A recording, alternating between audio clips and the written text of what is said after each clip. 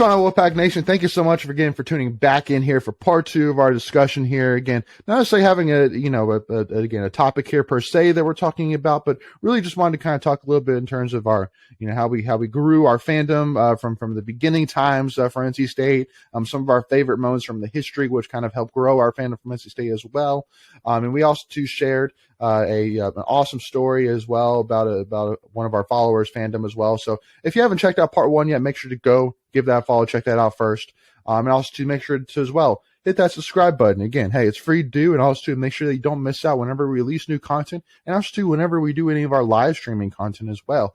And make sure as well to also give us a follow, Tuffy Talk Now on Twitter and Instagram. Also to make sure to please help us and hit that like button so that way more State fans are able to see this content. So kind of taking a look back as well. So, I know that, Michael, you said that you'd worked some Mark Gottfried camps as well on one of the Keats camps. And so, and you said that you were even a referee for, you had to referee some games as well. So, when you were working as, kind of the inside a little bit there, was it an experience that kind of helped you kind of understand a little bit more about kind of how the nuts and bolts work from the inside? Because that's one thing I'll definitely say that during my time working as a equipment manager, it gave me a lot of insight in terms of, what do the normal outside fans not see, like, in terms of what these players go through, what these coaches go through, these staff goes through. It's ridiculous, Yeah, no, you're spot on. I mean, it's like, I really, even though it was Mark Gottfried and Kevin Keats' camps, like they really weren't there all that much. They'd, maybe show up in the morning, talk to the kids, and maybe show up one more time in the afternoon before they left. Yeah. But it was pretty much run by a whole bunch of other people. The director of basketball operations, forget his name now, which is bad, but he was one pretty much coordinating everything with the student managers and really there, like you said, there's just a whole bunch of people involved behind the scenes to make any type of athletic program work. Absolutely. Well, because again, that's one thing which I want to make a statement here on it by saying that if there is no equipment staff, if there is no training staff, if there is no operations staff, there is no team. Simple as that. I mean, at the end of the day, there's so many things that go into a college football game, into a college basketball game, even that fans don't even think about. That, you think from an equipment staff perspective, especially if you haven't been a part of equipment staff, really seen how they work, you just think, oh, well, they just, they make the guys look good. But at the end of the day, too, it's not only about, protection as well in terms of, but also to organizing, cleaning as well, making sure everything's ready to go, make sure everything looks good, because obviously, football helmets specifically, they get scratched up, they get marked up, and at the end of the day, we can't have a helmet like Drake Thomas or Tanner Ingle out there with all these black scratches and all the jazz, all the helmet. Like, it takes some time, to clean those things up, and so that's one helmet, and then you got 119 other helmets to clean on top of it, so I mean, and again, that's just the helmets on top of, whether it's players, getting injured, so they need to add something to their equipment, or whether it's they want to make a change to their shoulder pads, whatever it is. There's a lot of work that goes into it from equipment staff, and then on top of, you're having to, like Country says, like, he always has to think like 2-3 years ahead. Yeah. So, whether it's ordering equipment, whether it's talking about new alternate uniforms, things like that. So not only you have to think ahead, but also you have to think ahead in terms of, like, the away game coming up. You have to pack trunks, you have to make sure all that's ready. So there's so much that goes into it, from even just from equipment side, which I know because that's where I came from. But again, I mean, you add that into operations, whether it's, getting hotels ready, whether it's, getting transportation ready, you have to work with the local, authorities, because, we have to get, police escorts, to and from all of our, whether it's from the airport to the hotel, from the hotel to the game, whatever it is. Right. Because one thing I'll say as well, which is kind of a funny thing, is that, when I was hired to work for NC State football equipment, Country would tell me that we work towards bowl games, like bowl games are where we have fun, and that is where we, that is what we work towards. And I'll tell you right now, in the Country, I hope you're listening to this, but I did not look forward to bowl games, but really, really in the big picture of it, because holy smokes, it was a lot of work. Yeah. It was so much work.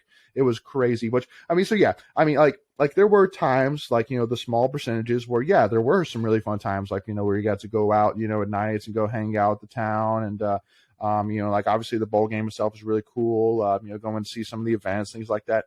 But that's only, like, you know, a couple percentages of the entire bowl game experience, which for me, you know, for pretty much the entire equipment staff was a lot of work, because, you know, because one thing as well, which I want to remind fans as well, is that so basically up until a day or two before the bowl game starts, we have practices, and so most of the time we have to set up these practice locker rooms, usually in like a ballroom of the hotel room. Yeah.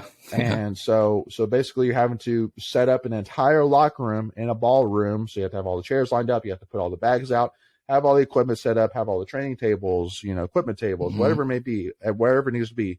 Then you have to pack it all up and move it to the actual locker room for the game. And then once the game gets done, then you have to pack that all up and then go home. So again, it's a lot of work. And also too, on not only on getting the locker room ready, but also to getting the hotel ready, because you have to, you know, because you have to get all the hotel rooms ready. You know, like we help operations getting all the hotel rooms ready, get them all organized and ready for the players and the coaches and the coaches' families and all that jazz to get there. And then also too, we have to go get the practice field ready, because we bring all our practice stuff with us. So like all of our jugs machines, all of our blocking, you know, bags, all of your, you know, all that jazz. And so we have to go to the practice field and get that all stuff ready and jazz as well. And then, so again, that's a lot. It's a lot of work. And that's why you couldn't just, you know, this season with the Holiday Bowl, you couldn't just call up another team and say, hey, come out and play us. Come out and play us. So yeah, it takes a lot. It takes a lot. And so, and again, too, I mean, I feel for the equipment staff and for all the staff that put all this work in, you know, but I mean, obviously the players as well, there's no doubt, because they put hours in, they took time away from their families as well. But again, I even want to put a huge shout out to the operations staff, the equipment staff, and the training staff that, you know, did all this time. Also too, preparing, thinking, spending time away for that result that you did all this work for to not even take place, you know. So it's so but yeah, so it was a lot. But you know, so let me ask as well, because, you know, obviously one team in specific that I'm sure will always bring up maybe some stories, and maybe we'll bring some stories to mind. UNC down the road. I mean, I know for me, I have a couple of stories off the top of my head that come to mind, you know, that are that I always think of when it comes to UNC. Now, the one thing which I will say is that in terms of any cuss words or any of that jazz which were involved in those stories cannot be shared here on Tuffy Talk. But if there are any PG versions of any stories which you can think of, Greg or Michael, I would love to hear them. I mean, I wish I had a story for Carolina. Really? I mean, no, I'm just kidding, because obviously that's where my leg happened. But I was going to say. So funny story. My license plate. I have an NC State license plate issued by the Virginia DMV, and it is H as in hotel 8 UNC. So my license plate says hate UNC. Nice. And I actually saw my brother from another mother. His was UNC hate, and so he actually lives in Northern Virginia too. So I was like, nice. That's my plate. So like we always like every time we'll see each other, we'll throw some wolves up. Yeah. But yeah, that's really my big one for UNC. My license plate runs deep. Of course, you know, the leg story. A few years ago, we actually went to Chapel Hill. The first time I'd actually been to Keenan. That was when Reggie scored the winning touchdown in overtime, and then the brawl happened in the end zone right after that. So so that one was but honestly, I was just thinking about this like this year. I've never been to a UNC basketball game. Really? Yeah, never been to UNC or Duke. But actually, I'm going to go this year to the UNC game. So obviously, we're living in Northern Virginia. We only come down for the weekend games. So unless it falls on a weekend, we don't normally make it. So this is like the first time that UNC is going to be on a weekend in a while. They usually typically are in the middle of the week at 9 o'clock. By the way, I hate 9 o'clock tips. That's like the worst time ever for a basketball game. But yeah, those are probably my few UNC stories that I got.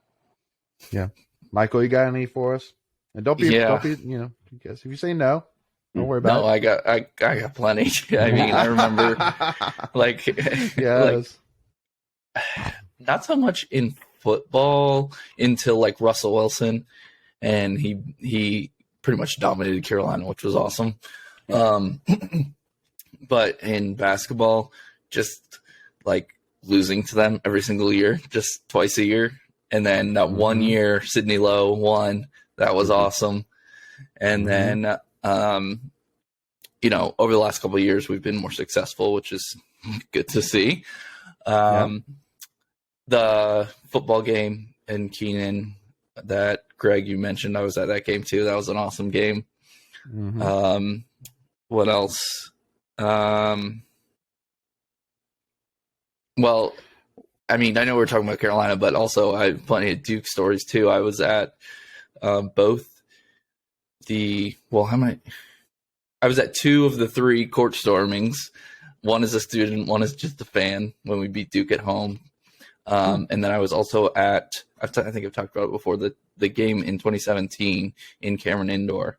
I had a friend who was at Duke, and he got me and another one of my friends from state into the Cameron Crazy section. But he was like, you guys have to wear blue if you want to get in. Like, they won't let you in if you're wearing anything other. So we just wore blue shirts and got in, but we're still cheering for NC State.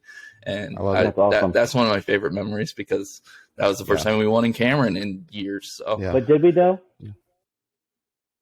What do you mean? Technically, never happened. You're right. Never happened, right? Technically. What are you talking about, Mike? That's true. In our minds, it always happened, though, right? Yeah. Oh yes. Yeah. I still got the ticket from that game. No, that's awesome. And I have the their like chant cheat sheet. Actually, because they hand out to the students. I still have that. It's in the room. I should have brought it. I forgot about that. Before we continue, I want to take a quick second to tell you about our sponsor, Flatlands Jessup Insurance Group, that has your whole world covered, with agents in 5 offices throughout eastern North Carolina to help you decide how much coverage you need. Offering policies for home and auto, recreational vehicles, commercial, crop, health, life, and employee benefits. They are able to combine options to find a comprehensive solution that works for you. Flatlands Jessup protects the things you love so you can spend less time worrying and more time enjoying them. Find them on Facebook and Instagram at Flatlands Jessup. You can also visit their webpage at www.flatlandsjessup.com. So please make sure to go and check them out. See, that's the thing is that I think that like for us, like for example, like we I don't like using the word hate. My mother always taught me to not use the word hate. But we all really don't like UNC. And so, but I think for Duke, it's like, we don't like Duke, but it's like a respect there. It's like, for the most part, for most state fans, I'm sure there are some state fans who really actually do not like Duke at all. But, for me, I would definitely love to go to Cameron Indoor Stadium, just because, I feel like for any sports fan in general, it's like you got to go, because then there's no doubt it's one of the premier experiences in sports, period. It's got to be.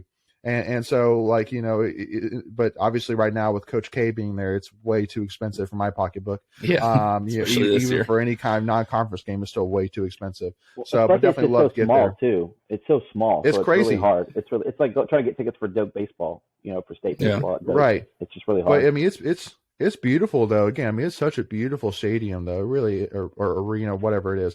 But now it is right now the Dean Dome, is a different story. First of all, parking there is atrocious, to say the least. But also too, so both times which I went, one was for a state game, one was when they played Miami, actually during the same year. I think it was back in 2019.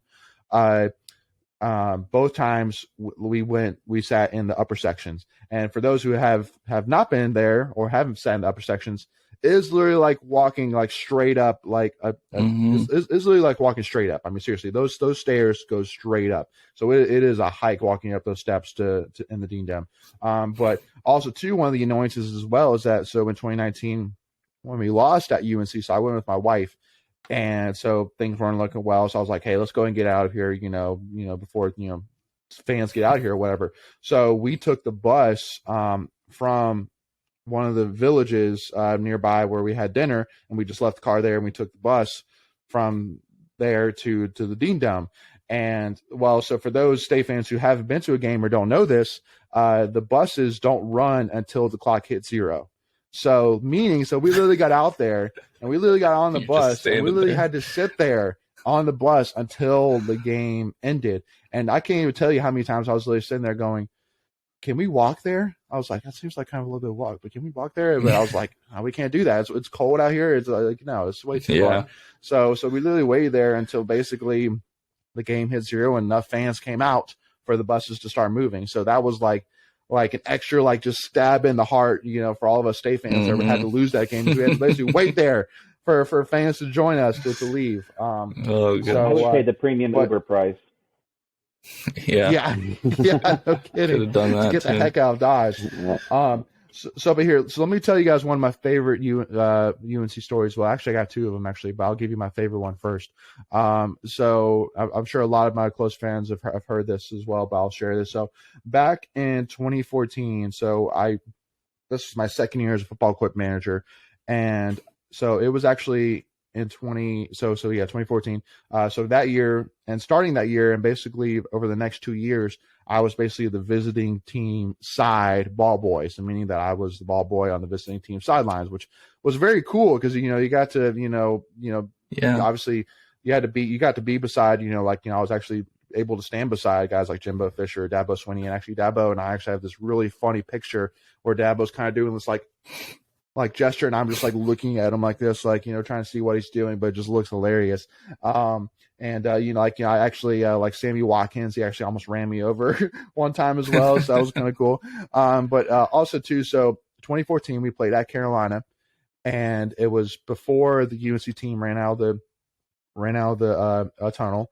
And so me and my partner, we were standing at like 25, 30 yard line, give or take, on the UNC tunnel side of the field. And we were just standing there waiting for, things to start rolling and all that jazz so we can get in position. And Marquise Williams, who was the quarterback, was walking out because he was one of the captains with one of the offensive linemen who was also the captain. And so they were walking down the UNC sideline, walking to the 50-yard line. And so at one point, I look his way, and him and I make eye contact. And then we just kind of held eye contact. So he kept walking, towards, basically to cross my face, and we just kept on having eye contact. Well, so at one point, once he started getting close, I just started going, "Hey, what's up, Marquise? What's up, bro? What's up?" Like, just like, "What's up, bro?" Like, how's it going? All that jazz. And literally after he crossed me, he literally turned around to keep staring at me. And it was kind of like, not necessarily like I'm going to beat you up. Like, it was like a serious, stare, you know what I mean? And so at some point, and then eventually he turned back around and went to the 50-yard line and all that jazz. Well, so, for all I know every State fan knows how that game went for him, unfortunately, which, he got the crap beat off. He got the crap beat off him that game. Yeah. So it was actually, and so the funny thing is that, UNC got the ball to start for the second half, if I'm not mistaken. And so I was standing in front of the UNC offense because basically we kick off with our ball. And then I have to go get our ball after the kickoff for the UNC football to get thrown in. So I'm waiting there, and then all of a sudden Marquise, I didn't know it was Marquise at the time, but somebody had gone, basically hit me right on my shoulder. And of course, when you're standing on the visiting team sideline and you feel you immediately go, "Oh my God, am I about to get beat up? What's going on?" And I turn around, and it's Marquise, and he goes, and so for anybody who hasn't heard Marquise talk before, he's a very big guy that has a higher voice than you expect, which is I've always got a big laugh out of. But he was like, so he tapped me, so he went like that. He's like, "Hey man, so I was just messing with you earlier, right?" And I was like, I wasn't really sure, man. We were into a stare out there, and he was like, "Oh yeah, no, man, we're just here to have a good time, man." And so that was always really funny. Well, so to kind of add on to that, so in 2015 they came to State, and same thing. I was on the visiting sideline, and so unfortunately, so going into that game, the one thing I was thinking about was man, I need to go, say hey to Marquise again, just because, I mean, we had such an epic, story from the year before. Well, unfortunately, I didn't, know that it was going to start off as shaky as it did, where basically, I mean, UNC, I think, got up like 14 or 21-0 on us, without even blinking an eye. But I was like, you know what, forget it. I'm going to go do it anyway. And so at one point, Marquise comes off the sidelines. He puts his helmet on one of the on the bleachers or whatever. And I go over to him, Marquise, and I was like, hey, Marquise, I don't know if you remember me, but last year we had one of the most epic stare-offs in college football history last year. And I still remember it. I wanted to come over and say, hey. And he was like, hey, man, of course I remember you, man. How you doing, man? I hope you're doing well. And so we actually get into chatting. Well, so the funny thing that happened, I didn't know at the time, was ESPN. I think that game was on ESPN. And one of the ESPN cameras actually got us talking on TV. And so I still remember, like all my family giving me crap going, why are you talking to the enemy? They're whooping our butt right now. You're there talking to them? And come on. And I'm like, and I mean, obviously once I told them the story, like, oh, okay, that makes sense. I mean, it wasn't just me, just like wanting to just go like, hi Marquise, how you doing? Like, my name's Elias, but just like a, hey, like this was really cool last year. And I wanted to say, hey. And so, anyway, so that was my one epic story for UNC, on top of probably, I mean, there were times for like lower level schools, like for example, like if like Richmond ever came to town and we played them, or like Old Dominion, they wouldn't have enough equipment staff to have ball boys. So meaning that we would actually have to be their ball boys for them. Yeah. And so, I mean, I will say, I mean, there were times where, we've accidentally thrown in the wrong football, wherever it may be, which was always kind of, not funny at the time because holy smokes, we heard it. But yeah, so, obviously, things were fine. Didn't really go off of that. Really big deal. But anyway, so that's kind of my one big story. But anyway, so I guess the one other thing as well is, so, we're kind of rolling into the end here of our second part here. So Michael, I'll kind of ask you this. So if you had to describe a State fan in 3 words, Michael, what would you say? If you had to describe what it takes to be a State fan in 3 words, or describe them to me. Passionate. Have some thick skin, and at least for right now, you got to be very patient. We've had some sustained success before, and it feels like we're getting back there with football. Hopefully basketball can follow up. And obviously all the other sports that we're doing well in, that have just, it just takes time. Okay. So passionate, thick-skinned, and patient. So Greg, do you have a 3, and you can even, maybe just, use those exact same 3. Say, Michael, you got it dead on, even if you'd like as well. Yeah. So I actually thought 2 of those, right? Patient was one of the first ones. Passionate was another one. If I go with maybe my own on the third, just crazy. I mean, we have to be crazy to be a State fan. Be a State fan, right? And my dad and I were actually talking about this probably about a month ago. Back in the 70s, we had so many State fans. Like those were people that didn't even go to State, right? And I think even into the early 80s when we had the success with Jimmy B, somewhere in the mid 80s that changed, right? Like State fans became like you went to State, like those were the only fans that were around. I mean, there's some one-offs, obviously, like myself, but now it's like mostly State fans, I would say, or people that went to that school, just because we haven't had the success, right? Because success always brings out fans. So I think you have to be crazy to just keep doing the same thing year after year and keep coming back. And that's the one thing. Oh, you know what? Loyal. That would be the other word that I would say, loyal. We're probably the most loyal fan base you'll see. Even in the years that we were lean with O'Brien, I mean, we still had 52, 53, 54,000 and a 57,000 seat stadium. I mean, we come out, we support our team. But yeah, I think that would be the extra one that I would add on, would be loyal.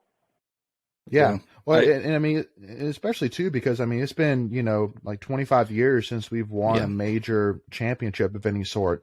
And so, I mean, for us to not only stay loyal, stay crazy, but also to still have our teams back. Cause, obviously there's other teams around, the Triangle area that'll be like, what smack do you have to talk about? It's like, hey, listen, we beat you 34-30 at the end of the day. It's like, no matter, championships, we beat you. Like, last time we played, or we're not your rival. Like, I mean, how many times do you hear that? Yeah, we're not your rival. Yeah, get out of here. Yeah, get out of here. Yeah, no, come on. So, all right, guys. Well, hey, this has been fun. Hope everybody enjoyed it. Thank you all so much again for tuning in to this fun conversation here. Again, make sure, again, if you haven't already, make sure to hit that subscribe button. Again, it's free to do and it really helps support us. And also make sure it doesn't, you don't miss out on any of our new NC State content. Give this video a like so more NC State fans can see this content through YouTube. And also, too, make sure to give us a follow, Tuffy Talk Now, if you haven't already. We got a lot of exciting plans here coming up, a lot of exciting people that we're bringing on here for interviews, previews, you name it. So you can't necessarily get into details yet, but I will definitely say you will not want to miss out. So make sure to stick with us so you don't miss out on those awesome new episodes coming up here in the near future. But hey, with that being said, as always, go Pack, y'all.